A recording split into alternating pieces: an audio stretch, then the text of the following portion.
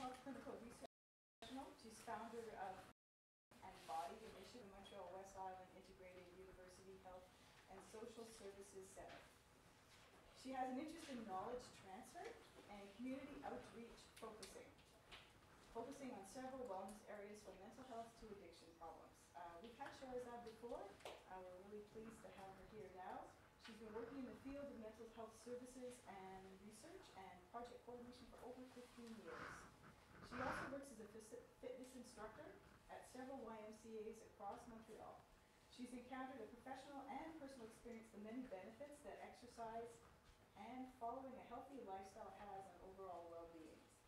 She's always felt the need to do outreach work, to exchange information with the community on how to cope with mental and physical challenges and how to work at reaching overall wellness. So today she's coming to talk with us about the good and bad stress and its impact on well-being. So let's all thank her for coming. Thank you. Thank you, everyone. Thank you for that introduction. So glad to be here again today, talking about a different type of topic, talking about a topic that applies to all of us at different levels, stress. Certainly, I think I did experience a little bit of stress before coming here and talking today, but I'm hoping it was actually good stress that we all probably experience at one point throughout our day. So today's goal is really to review stress in terms of like what's good, what's bad, how to identify the signs when it actually becomes too much, and very important, how to cope with it. Different levels. Each of us, we have our own ways to cope with stress. How can we actually have that in our own daily routine? That's a different story, which I'm gonna explore a little bit with all of you. Then also how to access services as well. We have services available in the West Island. Also how to access our own social network that could actually help us to deal with specific levels of stress. So as I say always during all my presentations, I like to always do a bit of a discussion, a bit of exercise, mental exercise in terms of like the theme, the actual topic, and really you guys can definitely interrupt me here and there. We'll try to contain the time frame as much as we can, and probably at the end, je vais répondre les questions en français et en anglais, les deux langues, so you can ask me questions, and I will stick around as well if you want to just talk to me afterwards.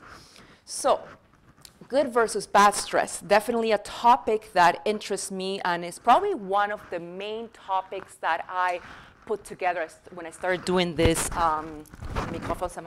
when I started doing this outreach type of work. Because certainly with my work in mental health, I do a lot of seminars and training for health professionals, but for the community was something that I always wanted to do on the side. So stress was a major one. So when we talk about stress, things like this always come up.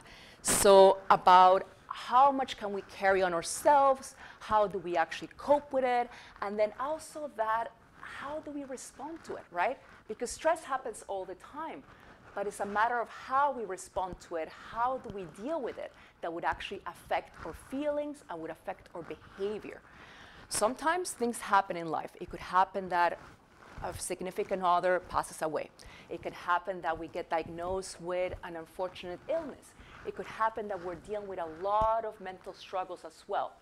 Now, in a sense, we're always exposed to stress around us. The environment, every single interaction, every single good news or bad news, things happen all the time.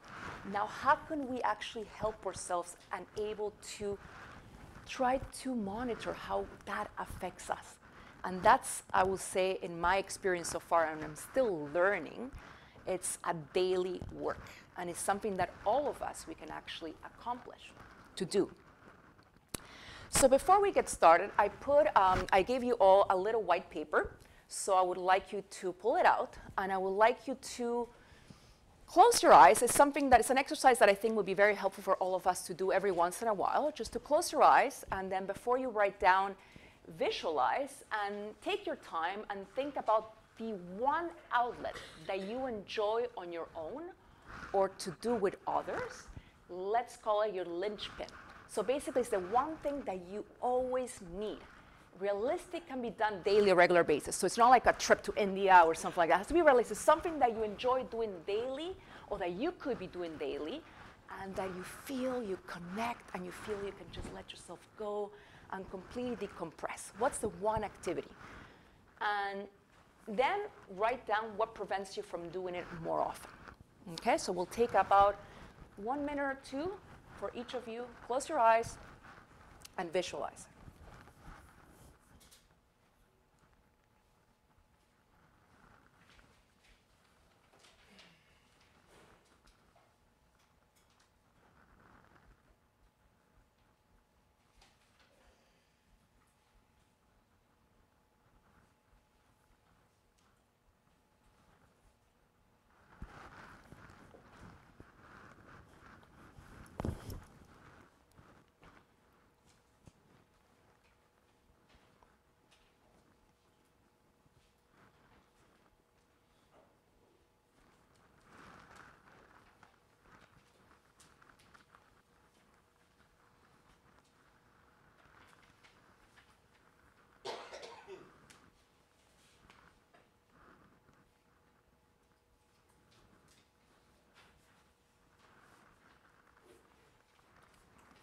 So we'll open our eyes and write it down, what the activity is and what prevents you from doing it.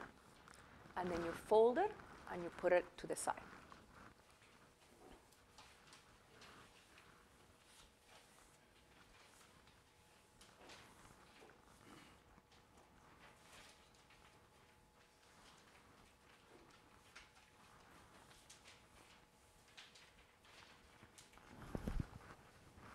So don't lose the paper. We'll come back to it. Otherwise, we'll get into a memory test. And that could be stressful. So the outline is what's stressful, what's stress to you. I would like to hear that from you. How does stress make you feel physically and mentally? What's the effect of stress in our body and mind? Good stress versus bad stress, to anxiety disorders, and how to deal with it. Exercise and stress, the link and how to get started, and access to service and support. So what's stressful to you? What leads to stress? So tell me, what is stressful? When you think about stress, what is something that on a daily basis or weekly basis produces quite a bit of a heightened heart rate and you feel maybe sometimes like, really.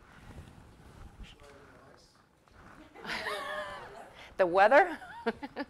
What else? Time management. Mm-hmm. Anyone else? Your parents, interaction with the families. Mm-hmm. Kids, yeah, raising them, interaction with them. Things that you're avoiding, okay. Procrastinating on that things that you think you need to do or you know that you need to do and you're just, yes. The to-do lists.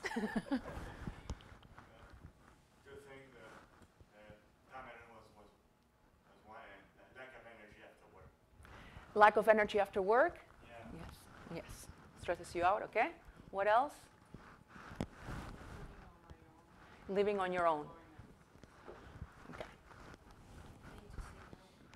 Having to say no. Having to say no stresses you out. Mm-hmm. Making decisions. Overall decisions? General decisions? Important decisions. Important decisions, yes. Yes. Anyone else? Interruptions? Yeah. Overall, in terms of?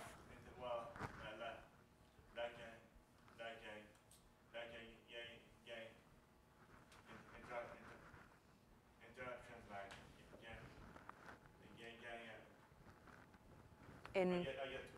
Okay, interruptions in terms of like your work or life, things like that? Personal life. Personal life, very good. Personal life, yes. Everything. Everything stresses you? Everything, okay, we'll get to that. Okay, so change could be stressful, yes. How to easily adapt to change, that's something, a learning process, certainly, yes. Because anything can change, like that's why you say everything. Something can change suddenly tomorrow. How do you deal with it, right? It's getting adapted to change. So We mentioned interruptions in terms of personal life, work life, to-do lists. We mentioned about certainly those who are in school. It could be work, it could be school. Then also, we mentioned interactions, family interactions. That's a key one. Kids, too. Any of that can actually increase our stress levels. Now we have the 7 key life dimensions. We have family, we have social, we have career, spiritual, right? Spiritual is very important, health, financial, intellectual. These are the 7 key life dimensions. At any level, we can actually experience stress. And many of you mentioned many of them. The one thing is exactly this, just that I'm like, that when we finally feel that we could actually find a way to relax, even sometimes some of us may experience, we cannot even relax, right? We cannot even just let go completely. To-do list, we always feel that pressure. And it has a lot to do with, you know, our way of thinking, how the world has evolved, how generation past generation changes, the pressure from all those different areas that we put on ourselves. Because at the end of the day, it's ourselves that we put a lot of pressure on our life. The one key thing that I always highlight, that if you want to manage any of these 7 life dimensions, you have to manage your health first. That should always be a priority. There's no other way. If you don't have health, you're completely unable to perform on any of your domains. The pressure that we put ourselves in terms of like having a good relationship with a parent, with kids, or being able to work, or being able to focus, we will be completely unable to do it if our health is not in sync. Physical and mental, both are very important. Now, our lives depend on our own health. Our body and mind need to be nourished and taken care of. And that should be your priority number 1 when you wake up. And we have sometimes a very hard time identifying what helps me to stay healthy, and put that in our minds as a signature. What is it that for you helps you to stay healthy? That should be your number 1 that you should always write down. The first thing in the morning when you wake up. If it helps you to stay healthy, eating a good breakfast, go for it. If it helps you to stay healthy, to go for a walk, go for it. If it helps you to stay healthy, to talk to someone that you can relate to and talk about your problems, go for it. Each person is different, but they have to line out and write those things down and think, myself comes first, my health comes first, so I can take care of others as well. So, sources of stress. The key thing also is to understand that if we do not feel stress, we wouldn't be able to even be here today. The stress of getting into the car, facing traffic because I want to make it to that lecture. The stress of actually having to go to work and facing maybe a very tough meeting because that's part of my job and I have to do it. We all encounter stressors. We call them good versus bad. We need them. We need them to feel alive. We shouldn't be avoiding them. That's why I put my first quote on my first slide. I said it's not about avoiding stress. It's about finding the way to optimally deal with it effectively. So, learning to take a mental deep breath and analyze the current situation of what we can control versus not control and make a plan step by step.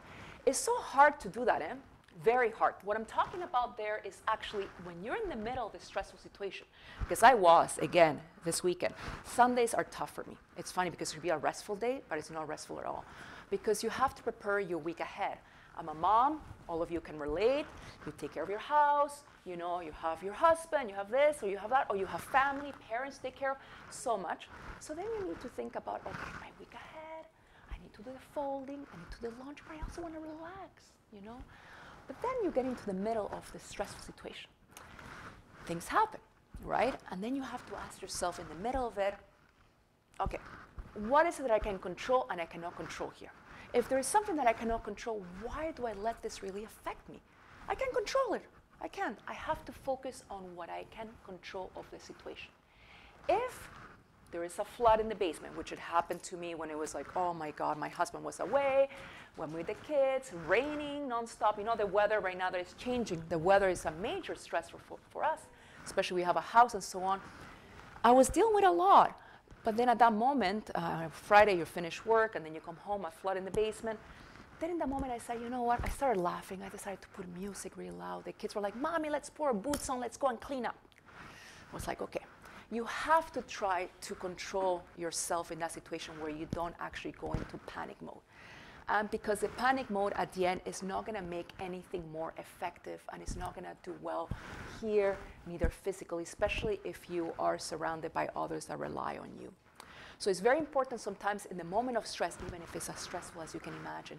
And I cannot even compare to losing a significant other. You know, that's another level. But I've had friends that had. And those friends, and even professionally I've encountered, you know, patients as well, they just have to be able to, you know, certainly grieve, but then take it in a way where later on life moves on. And what can I take from that moment, what I've experienced with that person, and make it the best out of it from those memories, or just remember them by, right? So it's about controlling that, being in that moment and taking exactly that, a deep breath and analyze the situation. So the source of stress we spoke about: physical stress, environmental stress, emotional stress, intense life events, and chronic stress. All of us, we go through, I still feel it. All of us, we go through like specific areas like this. Depends on our life experience, depends where we are at. Especially our teenagers, they may go through late nights, binge drinking maybe, drug use. Some of us, we go through issues like housing, financial problems. All of us, we go and we touch different areas: marriage, divorce, adapting to change in terms of like how we feel, living alone, the loneliness, so much. Now, how do we handle all those different sources? Each person handles stress differently. Finding your stress level. Each of us, we have our own stress level. Some of us, a little bit lower, some of us a little bit higher. That means that maybe for some of us, even a little bit of stress, we can break down. But some of us, we can handle it more and more. How is the path for each of us? Diverses. Why? Because each of us, we carry, first of all, a genetic loading that we cannot control, and this applies to everything in mental health. Then, how are our own coping mechanisms? And that you develop as years go by. As years go by, experience with experience, how you were surrounded, how you were taught by your parents, or maybe meeting friends, or maybe seeing role models, things like that. And coping mechanisms is something that you can learn any age. It doesn't stop. What are coping mechanisms in your vision of it? What is it? Deep breathing. Deep breathing is one of them. Meditation is one of them, yes. What else? $1 coffee at McDonald's. $1 coffee McDonald's. To sit down and watch things. And watch things. Stretches, Distraction, okay. Distraction, sorry, distraction. Okay, distractions. You eat. You enjoy the specific type of food, and that actually helps you to just disconnect. Yes, yes? Take a walk. Mm-hmm. Exercise. Oh, you're lucky that you enjoy exercise. Yes? Habits. Hobbies. Good hobbies? Good hobbies, yes? Hobbies? What type of hobbies? Well, in my case, I like to tinker with electronics. Electronics, yeah. Structure? Okay, good. To structure your life in a certain way and then you follow it? Okay, very good. Dancing, yeah, I wrote that down. That's my one. Yeah, and I should do it more often. Very good. So that's it. So each of us, we have different ways to cope it, and each of us, we have different levels of stress. Now, how do you find it? The emotional chaos it causes can make our daily lives miserable. It can also decrease our physical health sometimes drastically. We don't even notice it. We don't. When we are facing what we call chronic stress, because Regular stress is what we call acute stress. It happens in the moment, you deal with it, then you reach what we call physiological homeostasis of your body, your heart rate goes down, you just feel more chill, and then it goes away. But chronic stress is something that is constantly and is pressuring you, and you feel it here, and you feel you can't breathe, and then you start having physical manifestations of it. Like sleep is usually the first one that people don't notice, but it's the first one that gets affected. And you can also compare it. You can compare how you were sleeping. Doesn't mean that you're sleeping less. You could even be sleeping the same, but it's not a nice, deep, restful sleep, right? Because something is in your mind. Something is bothering you. So you have to have insight into that. So if something is bothering you and it's affecting your sleep, which is one of the 4 main fundamentals of life that we need to have, then certainly something is out there that is producing what we call chronic stress. The other areas are usually how we change physically. It is. Because it could be that maybe you're actually experiencing more allergies, or maybe increasing weight or decreasing weight, or maybe you develop more acne. Anything can be affected by stress. So that's why it's important to always look back, okay, what happened before, what's going on with my body right now? Even your immune system shuts down when you're regularly and constantly being exposed to stress. We're not always aware that we are under stress. The habits, attitudes, and signs that can alert us to problems may be hard to recognize because they become familiar. We all feel and we all think many times, and don't tell me that I'm wrong, maybe I am, that we can do it all. Don't we? Sometimes we're just in the middle of it, and we're like, you know, if I've done this before, I can do it again. And that's where you put yourself a lot of pressure. And that's why I always say that a lot of my presentations have to do with not only professionally how I deal with situations, but also personally, because myself, I also experience a lot of stress to the point that you hit the wall, and you have to be careful because hitting the wall can be very dangerous. Your mind becomes very fragile. And you don't feel it. Consciously, you don't feel it. You feel like you're in it, you're going to work, you're in what we call, many of us professionals, we call you're an autopilot. Kind of like, you know, wake up and you but then you just don't feel like, you know what, you have to slow down. You have to slow down, and you have to find ways how to release that stress. That's why I was saying to write that down, what you did earlier. So I want you now to look at it. Okay, what you wrote down, because the exercise was to think about an activity that you enjoy to do on a regular basis, and what prevents you from doing it daily.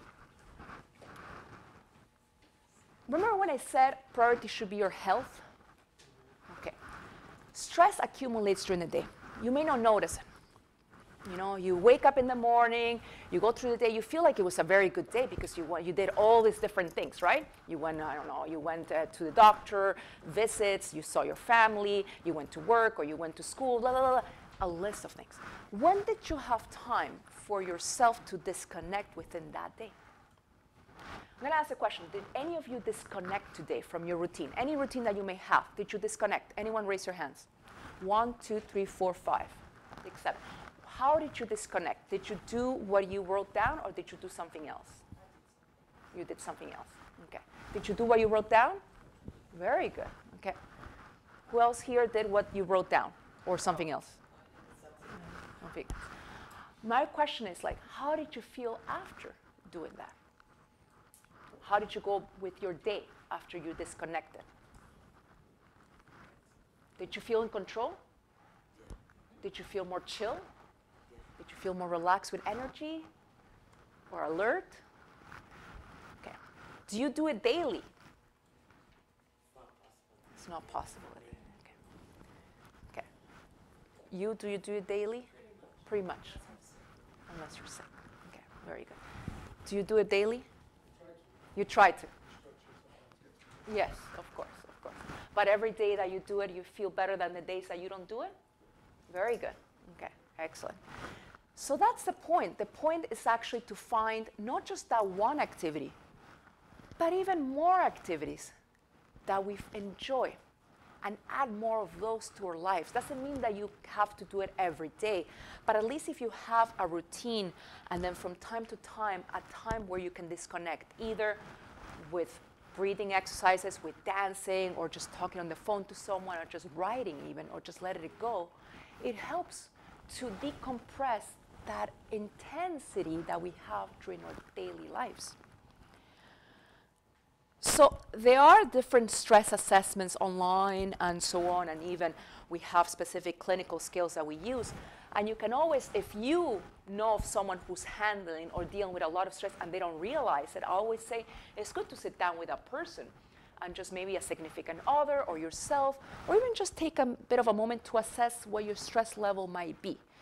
And you can find this. I put this, and I will send the slides to someone here. Okay. I'll send them to you, so that you know this specific assessment, but there's other ones that I always recommend as well. And just doesn't mean that you have anxiety. No. It has nothing to do with that.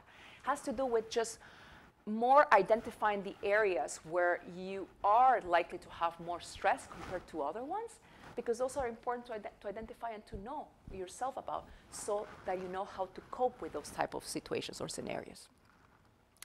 So how does stress make us feel? How does stress make you feel physically and mentally? What's the effect of stress in our body and our mind?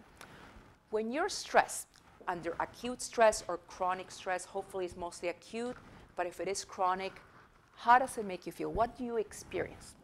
Are you aware of what you experience? What do you experience? Chest pains. Chest pains. Mm-hmm. I get tired. You get tired. You feel like just going to bed. Yeah, or just, being somewhere where there's no one. Mm-hmm. Just, I don't want to be around people. You want to completely isolate. Yeah. Leave me alone. Yeah. I'm Yeah. tired, and anything you're going to do is going to annoy me. I understand. You want to say? Trouble sleeping. Trouble sleeping. Mm-hmm. Okay, so tiredness, trouble sleeping, chest pain, anything else? Physically and mentally. Yeah, I can ruminate. You start ruminating. Mm-hmm. Yeah.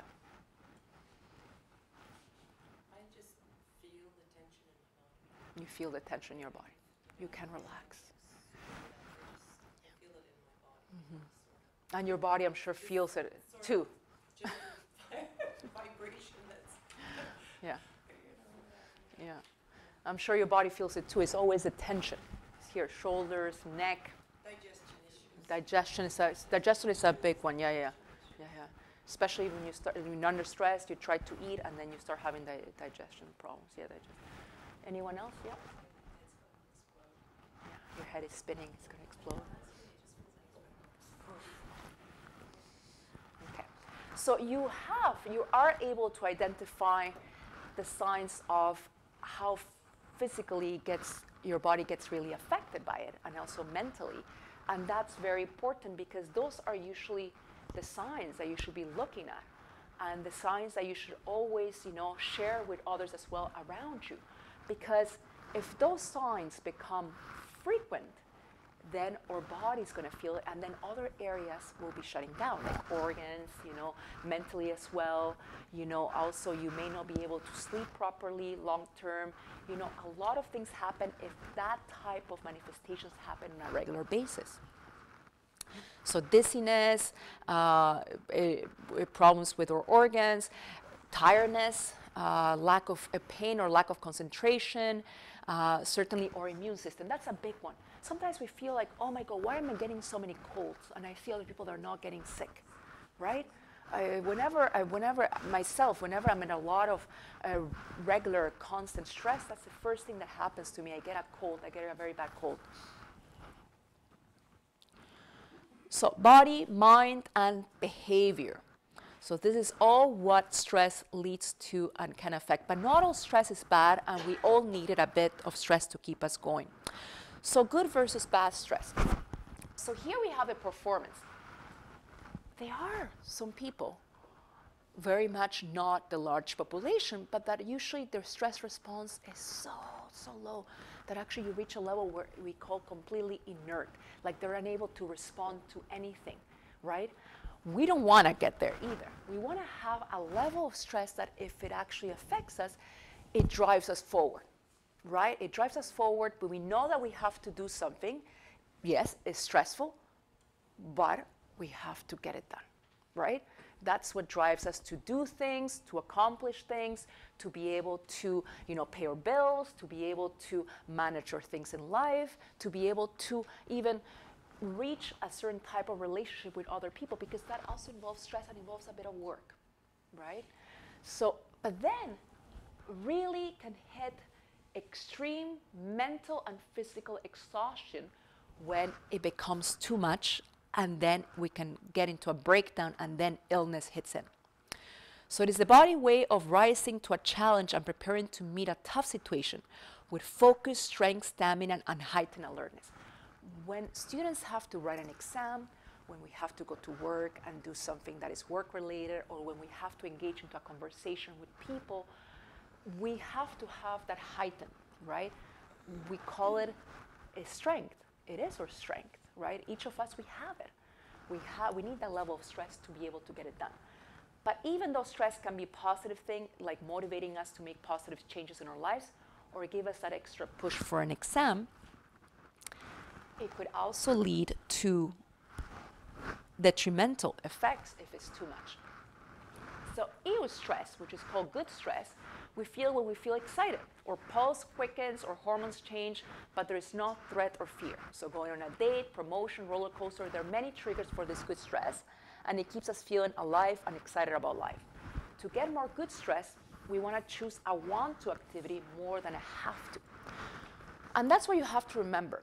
All of us, we have a routine where we just have to do things. We may not want to do it, even in terms of like school or a job or a hobby or a volunteer or any type of task that we have in our lives. We're always going to have the have-tos. That's part of life. That's why sometimes I tell the kids too, Mommy, do I have to do homework? You know what? It's part of the educational system, probably something that may not be the long-term something that you will become, practical, but it's part of it, and you have to do it because that's the way that we measure success in the educational system. You have to do homework, then you have to study for your exam. That's the way it goes. But then you have the want-tos. The want-tos are the ones that you should be listing as much as you can in your life to find joy out of life and less stress. Maybe you feel sometimes, I talk to people and they say, oh my gosh, Sherry, I have to add more I want-tos, but I don't have the time to add more I want-tos.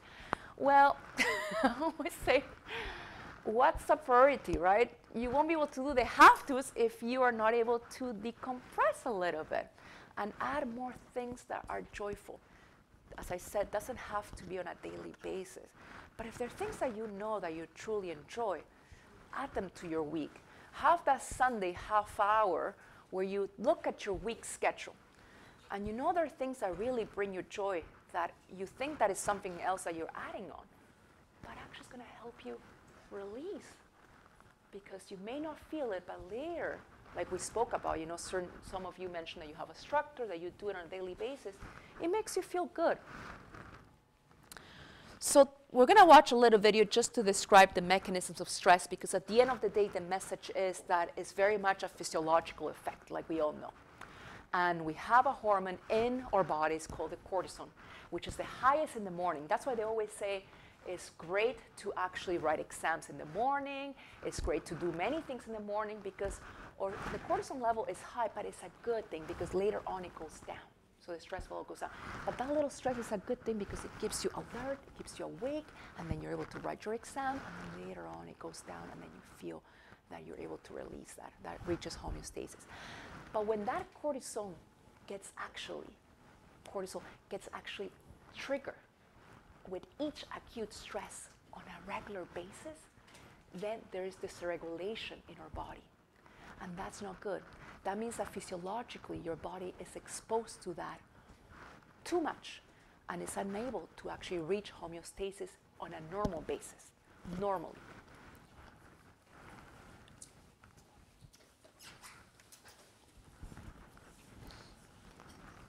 Response. In stressful situations, the body switches on its autonomic nervous system and neurobiological processes in an attempt to maintain homeostasis. The body is prepared for its reaction to stress.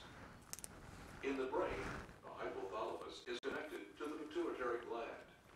The hypothalamus, stimulated by the sympathetic nervous system, releases the hormone corticotrophin-releasing factor, CRF.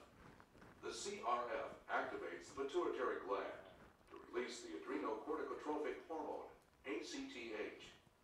This in turn alerts the adrenal glands. The adrenal glands are located on top of each kidney. The ACTH from the pituitary gland stimulates the adrenal cortex to release cortisol. At the same time, neurons in the hypothalamus signal the medulla to release epinephrine, adrenaline, and norepinephrine, noradrenaline. These hormones then push the body into hyperalertness.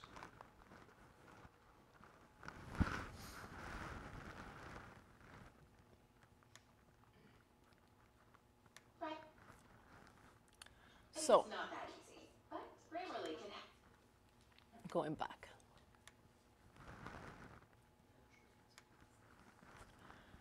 So, it's a physiological process, which means if it's physiological, definitely what we have to do as much as we can. What do you think? Is it that we have to control it with something that comes out that is not natural, or something that we can actually control with something that is more natural? What's your opinion on that? Both? So when you think about natural, what's the way? How Exercise, mm-hmm. drinking water, Yeah, very good. And non-natural? would be some balancing. Yeah, some medication and so on. It could be Yeah. the average natural also, Mm-hmm. but it takes longer. Yeah. The statistics Mm-hmm. for the course. Mm-hmm. That balance would be Yes, yes, and it depends on your condition as well, your genetics, all of that, right? Like biological, also what's your makeup, all of that, certainly. Now, when we talk about acute stress, because it's so physiological, right? And sometimes, or first, not taking into account when it's chronic, right? When it's really chronic, then certainly sometimes people will need medication, especially if it's developing into an anxiety disorder, right? But when it's like, simple acute stress that happens here and there, and then you notice it and it starts to build up, we think about natural ways to go about it, mainly because if we go to resources that are non-natural, for example, one of the first outlets are usually, I want to go drinking. Am I correct or I'm not correct? Right? Cigarettes. I want to have a glass of wine. I want to maybe like smoke some cannabis. I want to do this. All of those things that are completely non-natural and also could be toxic. I'm saying this because when you're under acute stress and it's constant, already your body, as you notice, is become fragile. Now, if your body and your mind is already fragile because of that exposure, and your first decision is to actually go into something that may be actually triggering or making it worse, you feel good at first because the short-term effects are always going to be great. But the long-term ones are much, much difficult to manage in the long run because you're making it worse. And then even if people take medication, still not having an effect on it because of the interaction. So that's something very important to be aware that if a person, I'm not saying this, I mean, I have my glass of wine, I'm not going to deny that, but what I'm saying is that it's all a matter of knowing when to go about that and how often and how to control it. It's all about control. Now, we're gonna have a short break, and we're gonna do a little bit of a short mental exercise. And for this, I'm gonna ask for the light to go off, please. Mathieu, c'est correct, quelqu'un ajuste la lumière, s'il vous plaît, merci.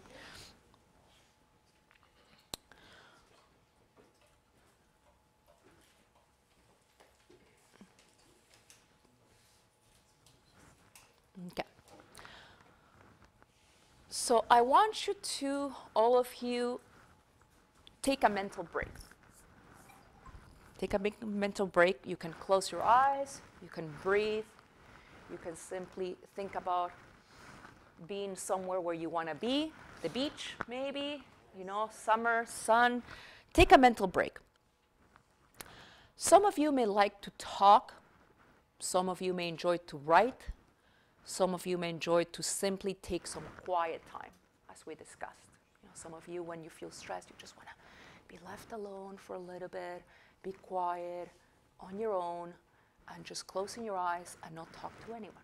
Some of you may want to just write your thoughts, or simply take the phone and talk to someone.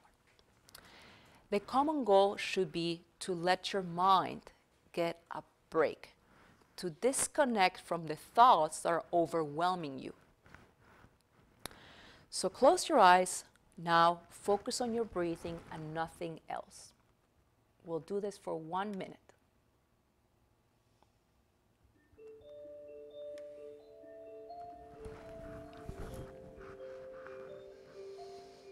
Just breathe.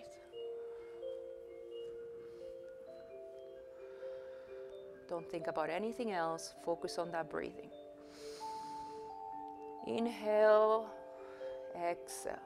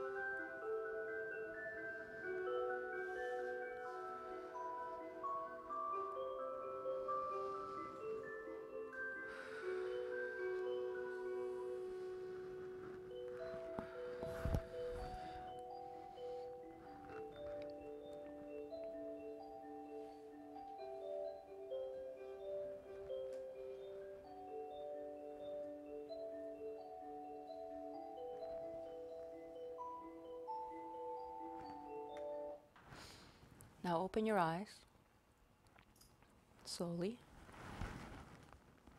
Exhale. And we can turn the lights on. And tell me how you felt. How do you feel? Quiet. Quiet. I felt happy because I love music. You love music, yes. I love music too. Felt quiet. 1 minute. Just 1 minute. And it's not easy to do, eh? It's not. And it's not easy to incorporate into our lives. But that's an example of simple meditation. And every time you do this, and you're actually able to do it for longer, you're building connections in your brain. New connections. Every time. Disconnecting completely from the world. Not thinking about anything. And it's not easy to do that. Because the first thought that comes into our mind is usually what we need to do, or maybe our problems. So simply just to put music, choose a place in your house where you can turn the lights off. You can be on your own, but you put that music on, or just quiet, as you wish. I find like some good ones here that it's like, for me, I can only do it for 5 minutes. Some people can do it for longer. And it's very tough to do it daily. I only started this actually this year as a goal to do it on a daily basis. So, stress, we're going to go back to the meditation later on. I want to talk now about stress and mental health, because we spoke about stress, we spoke about good stress, we spoke about our level of stress, right? How to identify. Now we talk about chronic stress and when it actually becomes an actual illness. Because that's very important not to misuse the words. I feel stressed, we all do. I feel overwhelmed, we all do. I feel anxious is another level of talk, okay? And I want to ask you, when does it happen that a person becomes anxious or has an anxiety disorder? I put a few examples here, but I want to have an idea on your impression of it. What's an anxiety disorder to you? Mental health, anxiety disorder, clearly diagnosed anxiety disorder. You feel anxious all the time. You feel anxious all the time, and what else? Physical symptoms. Heartbeat, all the time, the chest pain. Chest pain, yes, there is physical manifestation. Function. That's key. That's very much key. That's key. And that's key to any mental illness, is the the symptoms, the experience has been so often in our lives, and we have been unable to deal with them, that it has become that frequent that our body and our mind has become fragile to the point that we're unable to function, or we experience great distress. Great distress means, because some people say, oh, but this person is still able to go to work, this person is still able to, go to school. We cannot say that person is perfectly fine. That's why it's so difficult to identify mental illness in our community, because people sometimes are not aware that the signs are not really shown right away, right? It's a matter of seeing how that person has evolved over time. If a person within your setting, within your own network, you notice that that person was smiling and that person is still smiling, that person could be laughing with you, but could still be very depressed, because that person may probably just be suffering inside, feel hopeless, and has negative thinking about themselves. And maybe that person, when after work or after school, they go back home and they isolate themselves. They don't go out as much as often. They're still able to manage to go to work, they're still able to go to school, but maybe their memory starts being impaired. Maybe they're not performing as well. The same applies to any mental illness, to anxiety, to depression. Certainly bipolar disorder is more overt in terms of the behavior. I'm talking about the main common ones, anxiety, depression, are definitely the ones that are not as easy to identify because, one, they're so common, right? And second, the manifestations of it may not be verbalized as easily. And they're very hard to tedious or to notice unless you really know the person long run and know their baseline. What was the baseline of this person when she or he was at work, or when he or she was at home? How was he engaging? What has happened now?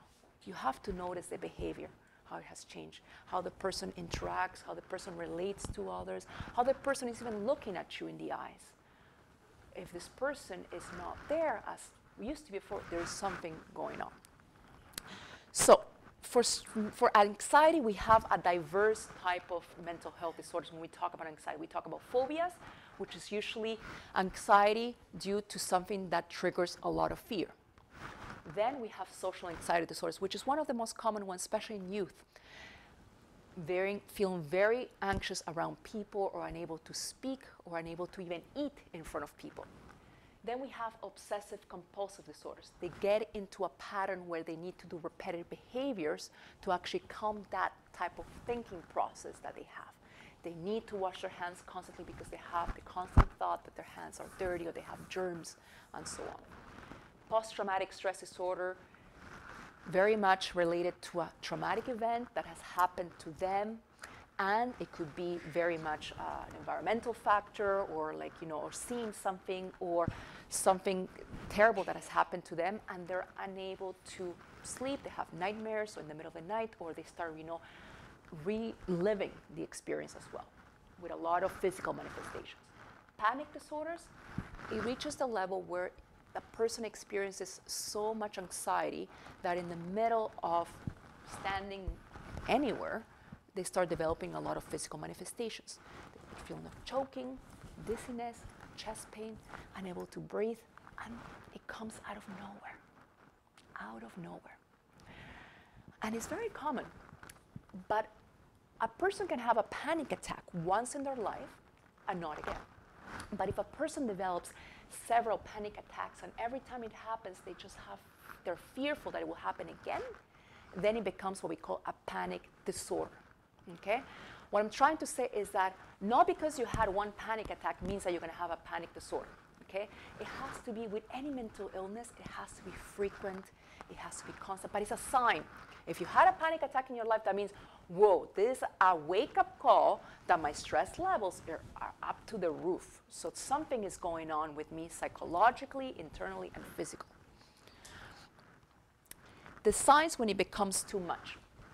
So with anxiety, we have to divide it into 3 different areas. One is our thought process, how we feel, and how we show the behavior, right?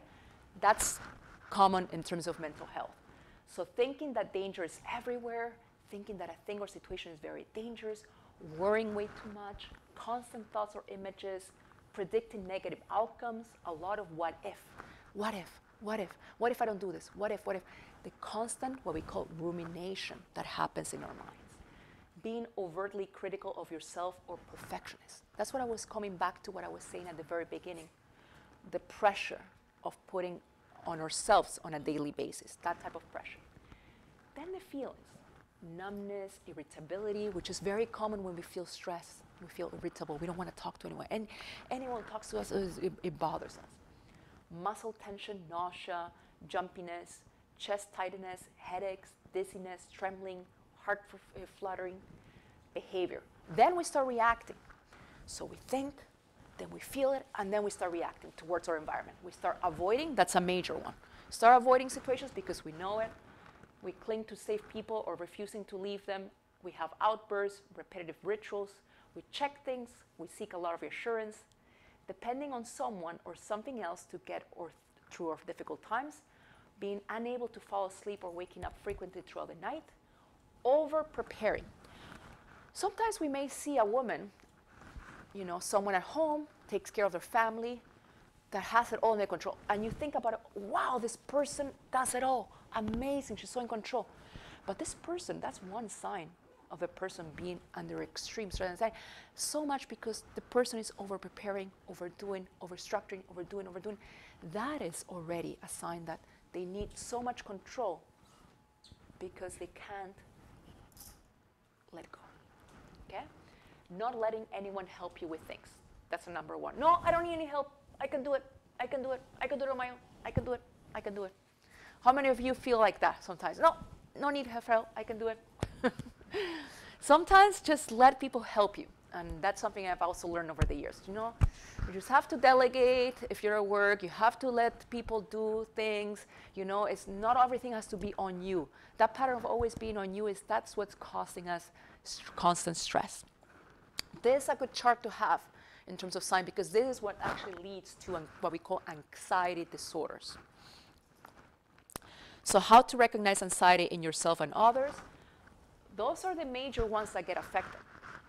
Memory issues, we spoke about overthinking, we spoke about avoidance, we spoke about insomnia, rapid heart rate, headaches, trouble breathing, constant worrying, trouble concentrating, lack of patience, we need constant reassurance, panic attacks, stomach issues, digestion, sweating, procrastination. We spoke about that too. A lot of that already are signs of anxiety. So how to prevent or cope with anxiety? There is no specific method to prevent or cope because it's a combination of different factors and it varies person per person. But many ways to help in alleviating the symptoms, and most research has shown that targeting the brain is key. At the end of the day, I always say, your mind is your powerhouse. You need to control it. That's what it is. This here is very fragile. You need to be able to take control of it, and certainly when we're overexposed to a lot of things, it becomes very fragile. So we have to try to get back at it and take control of it by alleviating, and we can do it even if it's little by little. The one thing is taking a deep breath. Remember when I was saying at the very beginning, if you're in the stressful situation, no matter what it is, flood, something has happened, you feel like you're going to lose control, I'm going to lose control, take a deep breath. Visualize yourself into that situation and just try to encapsulate that deep breath to have a deep breathing and then see what you can control and you cannot control. And try to change your perception of the situation. Of course, it's still going to affect you emotionally, whatever it is, but try not to let it really get to you because then it gets and takes power over your mind. Affirming yourself, self-positive thought. That's very important. That's what I was saying, that some of us, we may enjoy writing. Some of us, we may enjoy talking. No matter what you like to do this for yourself because sometimes no one else will do it. You have to do it for yourself. You have to be able to say to yourself and have a mantra. Dear Sherry, you can do this. You can get through this. Come on, let's go back to it. Come on, welcome back. Come on, get back to it. Talk to yourself. say to yourself that you are strong, that this is nothing, that this is something that will end. Because whatever situation you're in, it ends at the end. Everything ends at the end. It's not going to last forever. So try to control how you react to it. Talking to someone also. If you feel like none of that works, and you feel like maybe just talking to someone, it doesn't have to be sometimes your family. Because I'm going to be honest, I'm very close to my parents, very close, and I love them very dearly.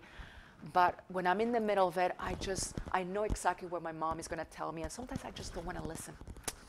You know, and I'm 38, and I should know better because I have kids too. But you know what? No, I really want to talk to someone completely outside of it. It gives me an objective approach, and I just feel like I can just say whatever I want. So try to find that one person, and sometimes I know it's hard to find that one person, but you know, these days, there's so much out there, and you have to be resourceful to use the internet and look for groups or join some clubs or join something where you can connect with other people and then maybe establish a friendship where you feel that you can just, you know, you don't have to tell them your life story completely, no, but sometimes it's good to go for coffee with someone who's not into that circle and just not feel judged, right? And just let it go, a few things that are in your mind and that are bothering you. Focusing on the now. We focus too much on like, oh my God, this is what happened before, this is what's gonna happen next. Just focus on the now, focus on, you know, today we went to this talk, or today we went grocery shopping, we're in the moment, we're right now. We're not going to think about X or Y. And this is what I always preach for a lot, and it's lifestyle changes. Lifestyle changes are very important because it actually strengthens our health overall, physical and mentally. We say nutrition is primarily for weight management. What do you think about that? No. What do you think about nutrition overall? What's your description? How does nutrition affect our overall well-being? Well, you need to eat healthy to feed your body in a healthy way to nourish your cells and your brain and your And to live fully, right? To live. At the end of the day, it's that we want. Energy that you need to be able to stay healthy, right? Very important.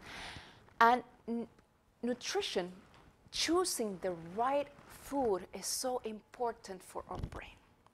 Fish, not many carbs, not much fried food. I'm not saying all the time, but you can just go there and there. But I'm saying you don't have to be super strict. I don't believe in all those diets like the keto diet. I don't believe in them. Sorry, I don't. I believe in eating well. You have your good protein, you have your pack of vegetables, and you have a bit of complex carbs, because we need carbs. Why do we need carbs? To give us energy. We need the fuel of energy to keep us going through the day. You cannot just avoid carbs, but you need to make sure that the portions are properly and proportionate to what your needs are.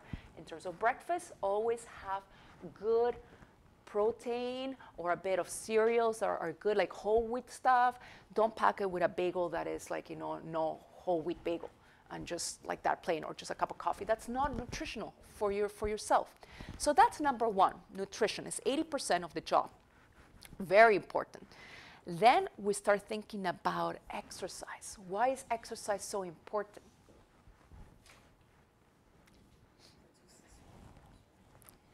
Keeps us going. What else? Anyone else? serotonin. Yes, very important for, neurotransmitters and also communication between brain cells.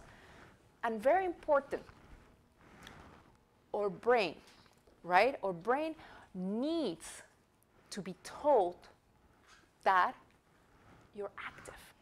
It needs it.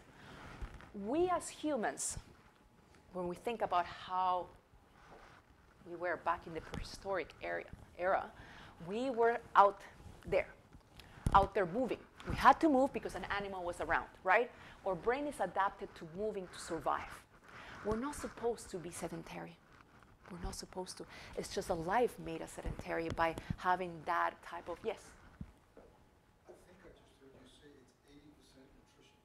in terms of lifestyle, in terms of like when we talk about weight management, not about in terms of like the 4 fundamentals of life. What about those others?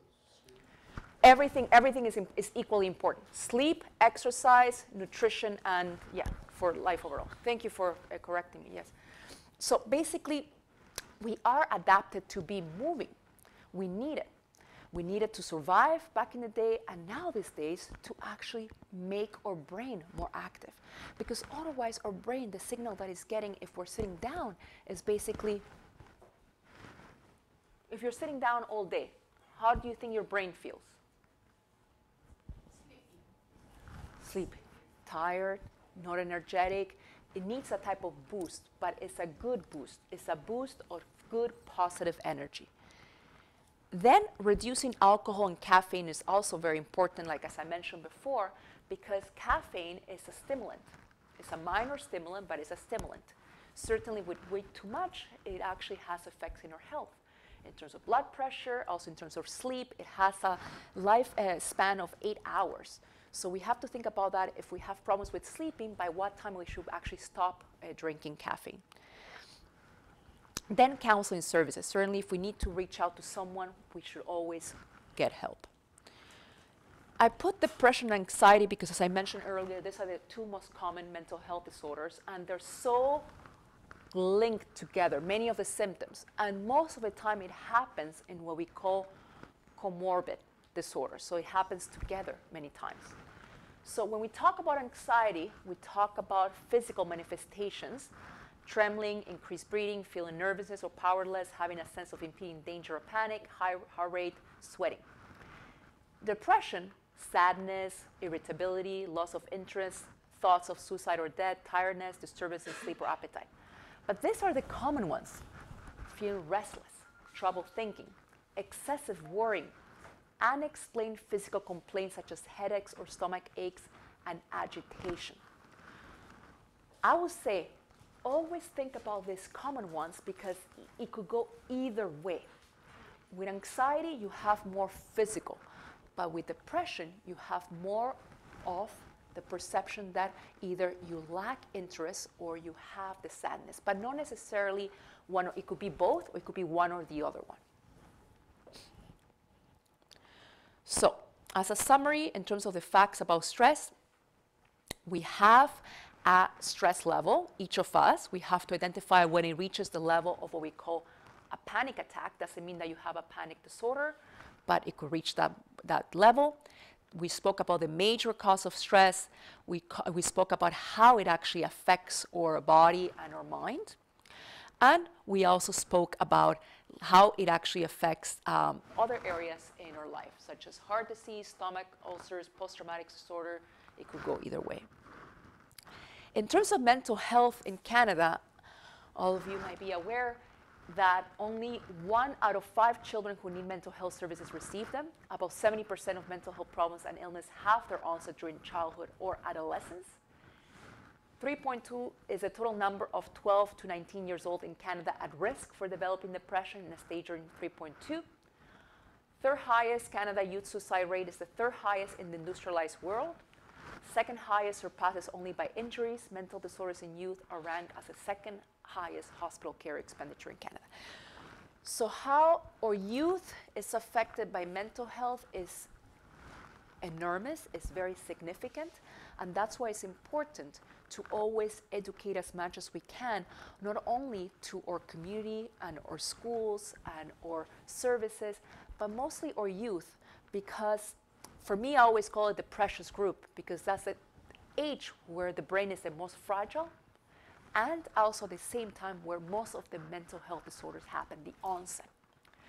Exactly because the brain is fragile, it hasn't been fully consolidated or fully developed, it only develops at the age 25, is that it's important to encourage a healthy lifestyle as much as possible, and to reach out. If they don't want to reach out to the parents, to reach out to someone, to find that one person that they can easily talk to. So, I'm going to get into a short break again. I like short breaks.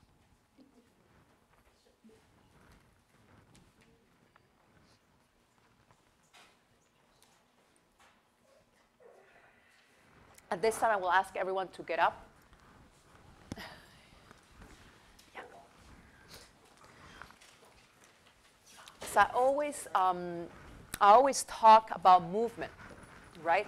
And from time to time, we spoke about stretches, we spoke about dancing, we spoke about how important it is to move our body so that our brain gets affected as well. So we're going to do a little bit of movement, nothing major, just a little bit to disconnect. Because we disconnect through meditation, but we should also disconnect with some movement.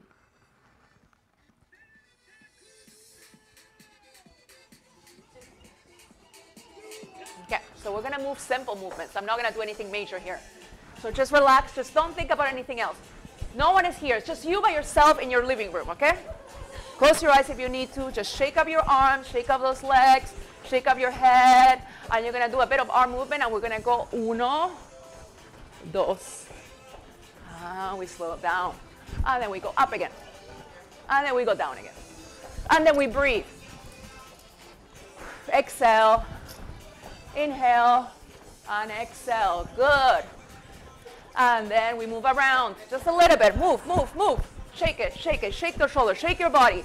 Tell your brain you're there. Otherwise your brain's going to be like, what's going on? Why am I not moving? And we go again. One. Exhale. And good. And then we slow down. Then we can sit down. We had a short break.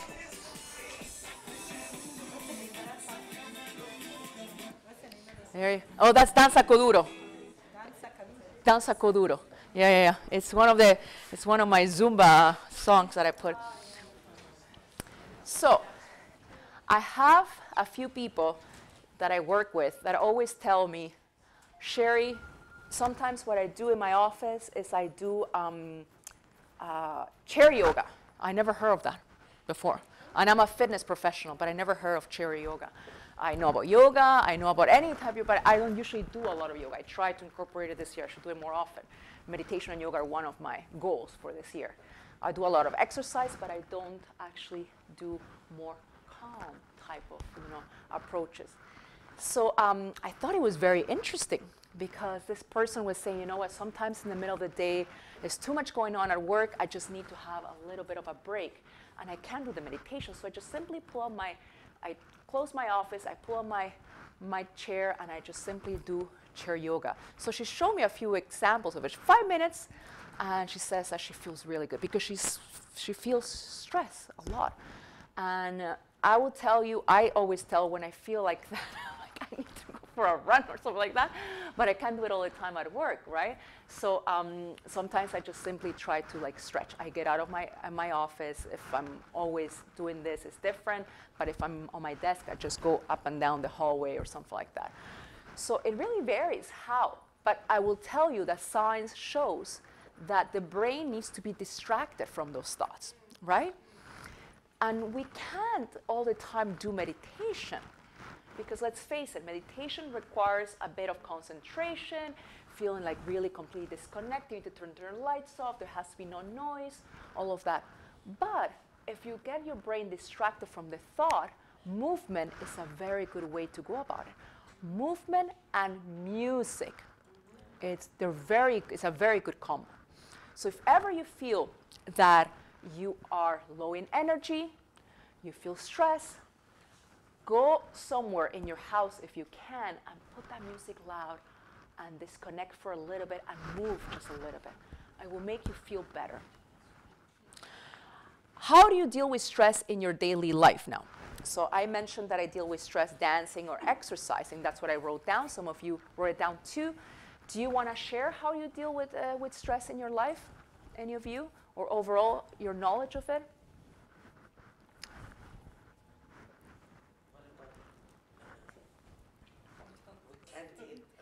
I don't deal with it. You don't deal with it? Do you find, did you find when you wrote down something that you enjoyed doing? Yeah? You mentioned you wish you could do it more often, but you can't, right?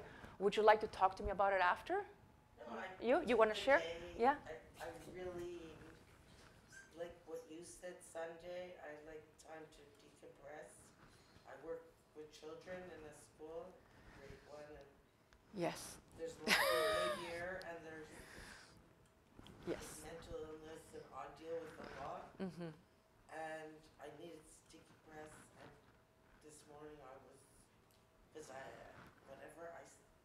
my body hurt, my head. Mm-hmm. So there was something being done at my house, so I went to my sister's. Mhm. I was alone with the dog, Mm-hmm. and I slept. That's, I did some schoolwork, uh-huh. and I had a cappuccino. Oh, that's a wonderful way I to, feel so ready Yes. to approach yes. a day. A day, yes, yes. But I understand that you can do it often in terms of like, in the middle of your day, go and rest and take a nap or something like that. Yes, in South America they do. They have a break in between lunches. Siesta, yeah. And they work until later, but they have the siesta. And I understand now the concept, you know, in terms of like also the incidence of mental health and so on is very different, right, compared to North America. But certainly they do that. They do the siesta, which is 2 hours, you know.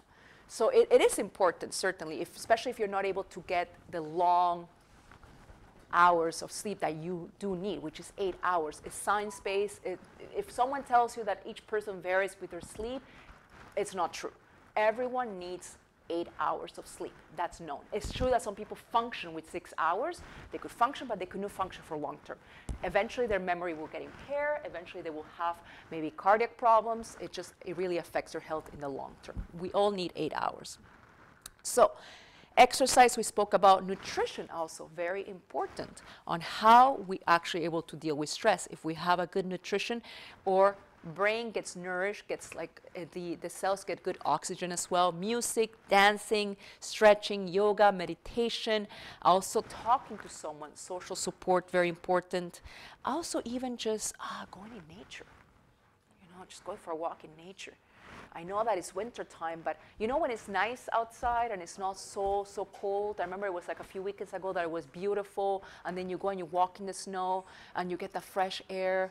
It's lovely, and you completely disconnect. You turn your phones off completely. Very tough to do, I know, these days. Believe me. Laughing. Oh, yes. Yes. That's a good one. Laughing is very good. Comedy or watching a movie that is actually brings up your mood up. Yes. Uplifting. Yes. Yes, it is. It is the best medicine. It is. There is one video that someone showed it to me. It's called Yoga Laugh. I will show it to you after. It's Laugh Yoga. It's hilarious. It's hilarious, and it's so good. You heard of it? Yeah. It's so funny. This coming from the guy whose phone keeps making noise. A busy guy. It's actually an alarm light. Oh, okay. That I get turning off, but I was putting it on the snooze. You wanted to say something? Yeah. The accelerated work, the accelerated we just had, I don't feel sleepy anymore. You don't feel sleepy? Oh, that's good. That's great. I'm happy to hear that. I can do it more often. But what I was trying to say was today, in today's culture, Yes. right, phones are, like people are talking. Mm-hmm. I was at my nephew's birthday party on Saturday. Mm-hmm. I'm there, there's 9 adults. 8 of them are on their phone. Okay? And they're talking about what they're doing. To each other?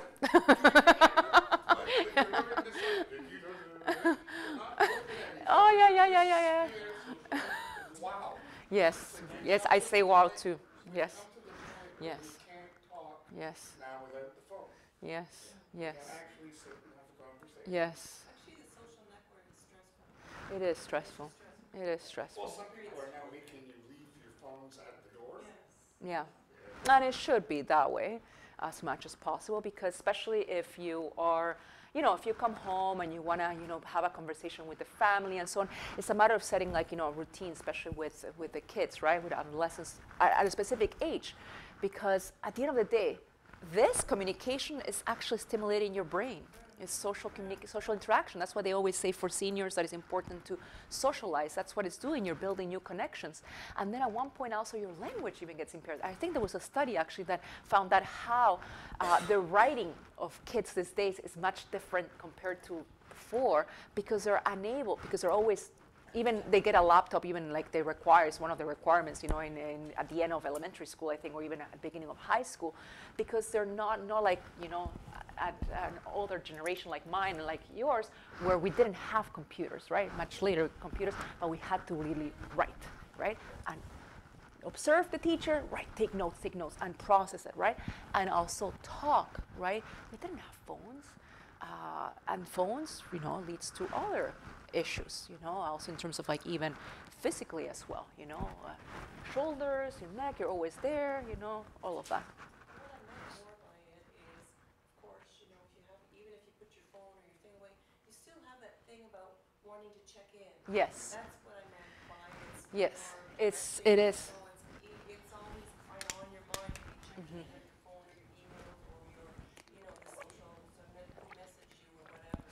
Yeah. Kind of like, It's always a to, even it's always a, if you might it's always a put it to-do. away, it still sort of drives you to a certain It always, place, it does. certain- It does. It does. It becomes like very, very obsessive, and that's a problem for many of us, including myself. You know, with work, I'm always there. I need to check. I need to be, and that's also pressure, because then the expectations are always that we need to be connected and we need to reply right away and we need to answer because we have a phone, even though we may be off in terms of life.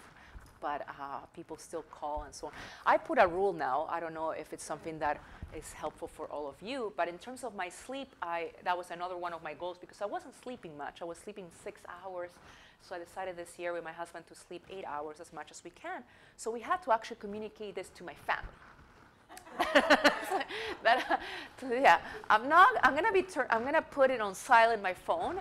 As of 9 p.m. I go upstairs and that's it. And I'm not answering anything. I'm not answering any texts, nothing. And my husband and I, we just decided this together. So we're just like, and we have a point system where our kids actually put the points for us. If, you know, if we, so we call them engaged in that. But that's actually, we found that it's a very healthy thing, because right now, since January, I've been sleeping 8 hours every day, except on the weekends. We always call it Friday or Saturday time off. But it's so important, because you feel more fresh in the morning, of course, and it's just overall better. But you need to be in agreement, and it has to be sometimes communicated to the family, because those are the people that usually at night they want to call you, and it's not that you don't want to answer to them. It's just that sometimes if it's emergency, of course you will answer, but sometimes you just need to make a priority your health, like I said. And the 4 fundamentals are sleep, meditation, exercise, and nutrition. If you master those 4, then you can master and be able to face your life challenges better. It's meditation, sleep, nutrition, and exercise. So, positive ways to cope with stress, but how do we get started? So choose an activity that you truly enjoy and do it. Choose something that you want to do, which is a positive outlet. Write it down and make a schedule for it every day. Like I said, the ideal will be every day, but you don't have to put pressure on yourself that you have to do it every day. If you don't have anything right now, because I asked people to raise their hands and a few of you did, I would say probably 40%, the rest did not, of one thing that you enjoyed to do and that you wrote down, and you may want to actually find that as an outlet, include it in your schedule. It's good to start with a Sunday. That's always my recommendations when I see, you know, my clients, either in fitness or in mental health. What I do always, I say, sit down, take that time, half hour, where you look at your week, and then where in your week you can fit that time to decompress from all your routine. And if you find it helpful, do it more often. If you find it's too much, do it maybe 3 times a week, or start like that, start slow. Because the major mistake with anything is that we put too much pressure and expectation. We say, I'm going to do it every day. And then we don't do it and we feel bad about it, right? And we feel that we didn't accomplish it. So I always say, start with 2 or 3 times a week. And even if it's 15, 20 minutes of the activity, it doesn't matter. At least start with something that you know you're going to do. And then As time goes by, you increase the time, and you increase how often it happens. That's usually how you start habits. You stick to them, and then you increase it regularly, and then you get used to them. And usually it takes about 2 months or so for it to be part of your regular routine. So talk to someone, reduce use of substance or alcohol, be active, exercise, have good sleep habits, eat healthy and regularly, go out, meet friends.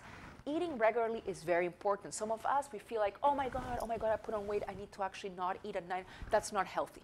We need to, if you want to control your weight, it's about choosing the right type of food, okay? But you need to eat on a regular basis. Your metabolism actually goes up the more frequent you eat, but not as big portions, okay? Have a good, most important meal of the day is breakfast. So have a good breakfast, a good one. Like eggs usually is a good thing, you know, protein. 2 eggs, you know, with a little bit of fruit or something like that, or maybe like a bit of like a good soya milk or almond milk or something like that. And then usually have a snack so that you don't feel so hungry at night, right? So you actually nourishing yourself with yogurt or with apples or with almonds or something else. Good lunch too, another snack in the afternoon, and then you eat before 7. Eating before 7 is important because usually if you eat after 7, you're not digesting properly, and then your sleep gets impaired because of that. Okay, so it's very important to eat before 7, as much as you can. Journaling, listen to relaxing music, mindfulness, meditation, yoga, breathing exercises, relaxation training. So I'm going to talk about meditation, one of the 4 fundamentals of life.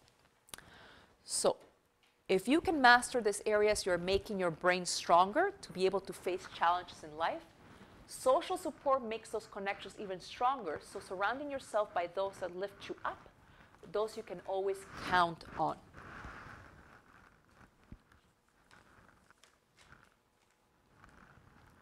This is the last video.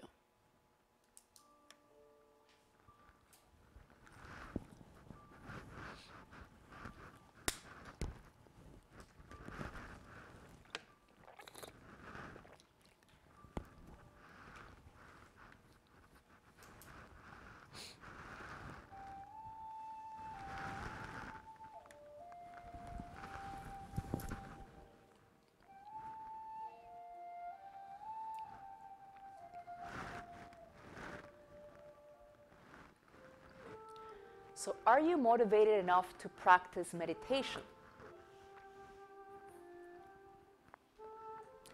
If not, then here are a few health benefits of meditation to help you get started. Meditation reduces pain and enhances the body's immune system. Meditation reduces feelings of depression, anxiety, anger, and confusion. Meditation provides a sense of calm, peace, and balance. Meditation helps control thoughts, increases energy, and reduces stress. Meditation is a way of life. Practice it daily to live in harmony.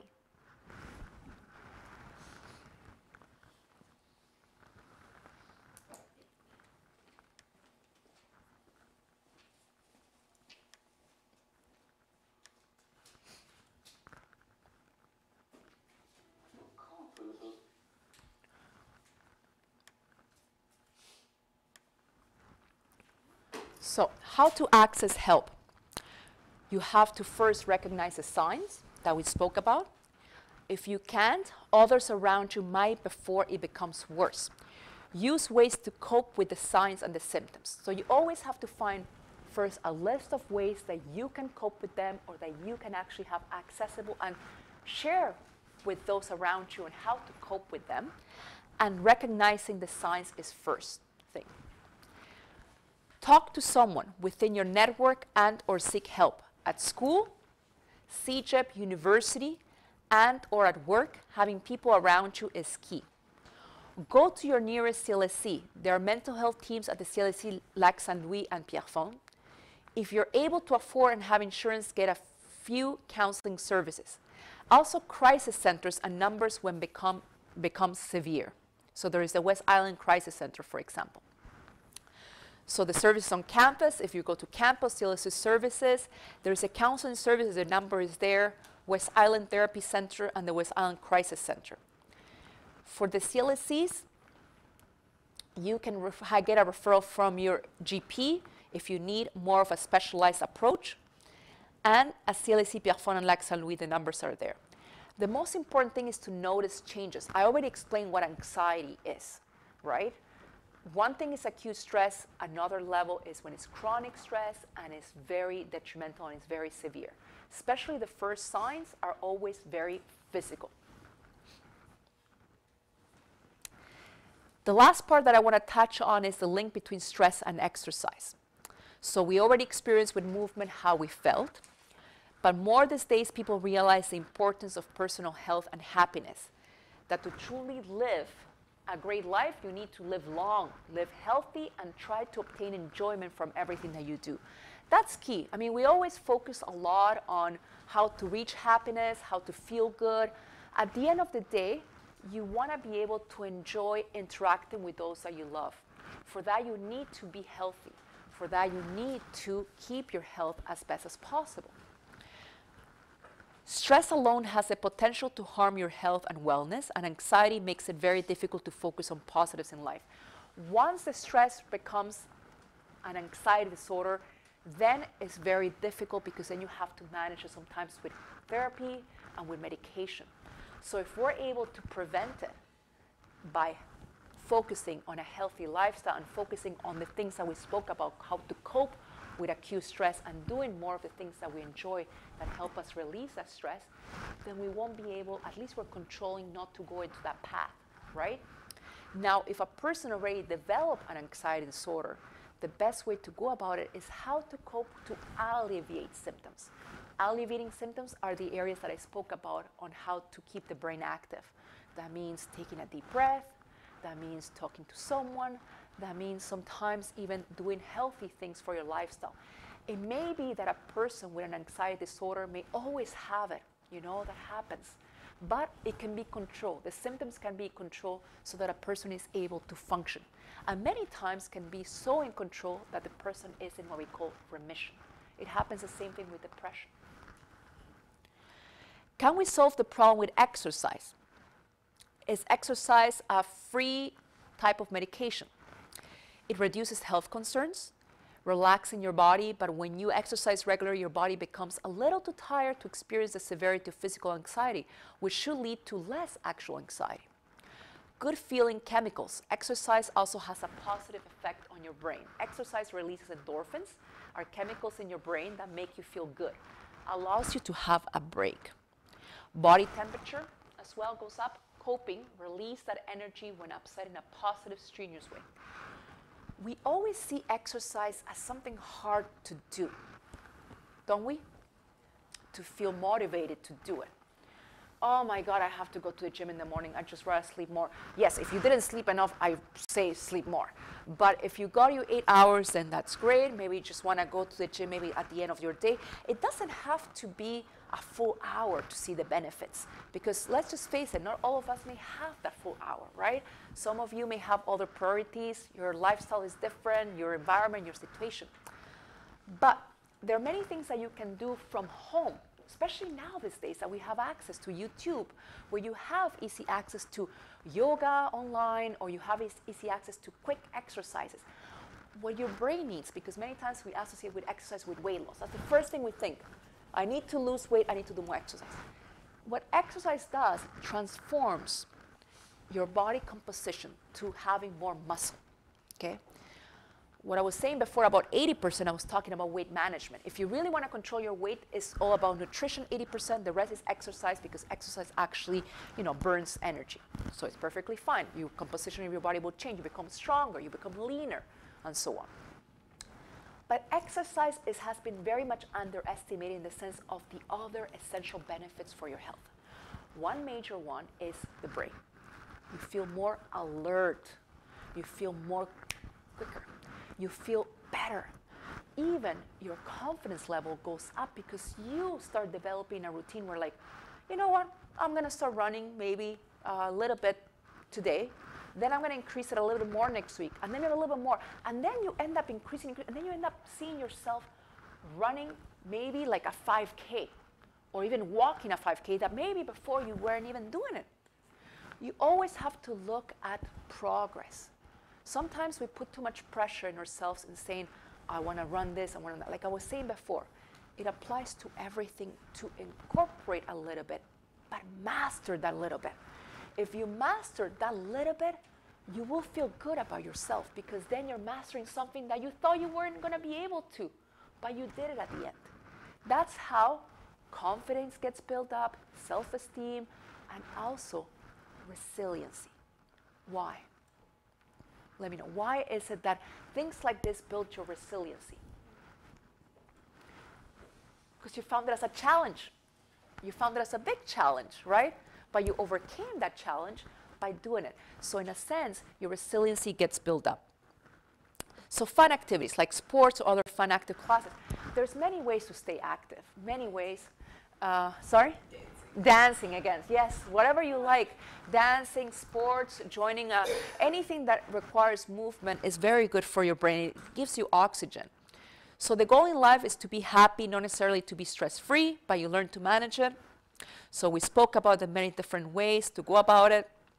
But I would say exercise made self-play an exciting way to deal with it and good for your body and for your mind. So these are the different types of exercises that you can do. And so much out there right now that you can even look it up, even close by if you have access to it. People feel better after doing physical exercise. Mentally, people feel calmer, sharper, and more content. So how do you start? You do not need to be an athlete to experience the benefits. You start small. You consult with your doctor first if you have any physical conditions that may actually limit you to do any strenuous activities. And you walk before you start running. Always start small. You choose something you enjoy. You write it down daily or every few times a week. You set goals. You find support, a friend. I always find that that's helpful, especially if you've never exercised before or you've never been able to keep it consistent, to find someone who can actually give you a call or set up an appointment and say, you know what, we're going to go for a walk tonight every single Monday, Wednesday, and Friday. Let's go for a 15, 20-minute walk. Exercise in increments. And final is the summary of what we spoke. Stress is important for our lives, helps us in accomplishing things. Too much and unable to control it, not finding an outlet can affect our health. You have to be aware of the triggers. You already spoke to me about some of them. You are aware of some of them. Having a healthy lifestyle helps in dealing with moments of stress and building resiliency. Good sleep, eating well, exercise, meditation, and surrounding yourself by those who can talk to or inspire us, role models that make us be comfortable in our own skin. Always do that too. It's very important sometimes that we are surrounded by people that sometimes they're very critical of us, right? And it puts us down. I always say when you come across people like that, just, you know, again, take a deep breath, think about it, like, you know what, why this person is reacting like that to me, it's not in relation to me, it's in relation to them, okay? Always think about, always say that to people, it's them having their conception of how they want to actually interact with me. It's not about me. Exercise and meditation helps promote overall health and well-being, which can also lessen your experience of stress. So my mandate is always about wellness for the community. I do a lot of outreach. I do a lot of ongoing individual support and motivation and e-coaching. And I also offer class at the YMCA. That's where I actually teach. And I'm always happy to pass on the message of wellness. And I wanted to thank you for having me here today. And I'm happy to answer any questions. Okay? Thank you, everyone. Appreciate it. Thank you. Thank you for